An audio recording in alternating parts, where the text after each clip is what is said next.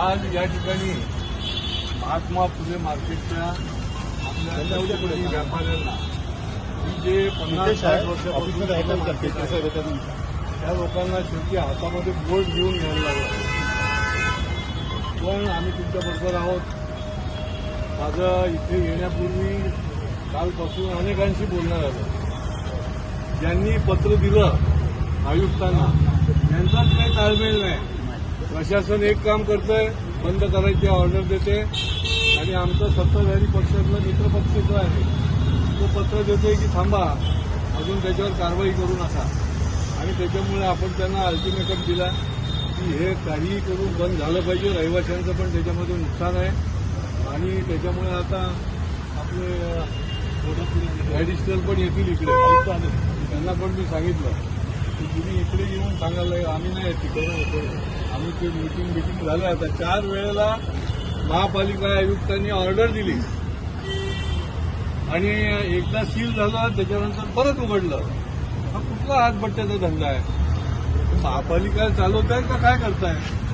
आणि माझी स्पष्ट मत आहे की सत्ताधारी पक्षाच्या लोकांनी अवैध, अनधिकृत आणि चुकीच्या याला कुठल्याही प्रकारचा पाठिंबा देता कामा नये. आणि त्याच्यामुळे पवन कदम आता येऊन गेले. त्याच्या आधी माझ्याशी 3 वेळा फोनवर बोलत होते. इतके दिवस ते संपर्क नव्हता. पत्र दिलं त्यांनी आयुक्तांना की बाबा थांबा. आणि त्याच्यामुळे हे आता आपण बंद केल्याशिवाय थांबणार नाही. त्यांना ते सांगितलं की 24 तासामध्ये बंद करा, नहीं तो हम वहां बंद करने के लिए जाएंगे और हम जाके बंद करेंगे, ऐसा नहीं चलेगा. आणि त्याच्यामुळे तुमची जी काही आता तुम्हाला खूप दिवस याच्या संबंधामध्ये फिरा पडला. कष्टकरी आहे, आपण तिथे व्यापार करतो, हे नसते व्याप आपल्याला. आणि आजूबाजूचे रहिवासी पण आत्ता परवा माझ्याकडे आले आणि त्यांनी पण सांगितलं होतं. त्याच्यामुळे हे बंदच केल्याशिवाय थांबणार नाही. आता हे विरोधी पक्ष नेते पण आलेले आहेत. भारतीय जनता पक्ष कुठे आहे मलाहीच कळत नाही. सत्ताधारी आहे का विरोधी आहे? कारण की आम्ही कागदावरच सत्तेवर आहेत बहुतेक. त्याच्यामुळे आमचे भरत चव्हाण पण इकडे आलेले आहेत तुमच्याबरोबर. त्यांच्या बाजूने काळ्या जोरात तुम्ही त्यांचं अभिनंदन करा.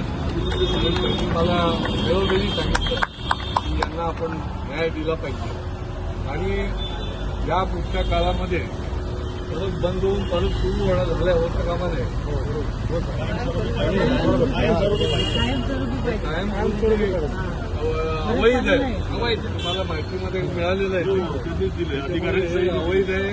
ते अवैध तिथे असताच कामा नये याची देखील आपण त्यांना सांगणार आहोत. त्याच्यामुळे आज तुम्ही जे आले ते काही ना काहीतरी घेऊन गेल्याशिवाय इथून जायचं नाही. इथे थांबून जायचं. रोडे येत आहेत.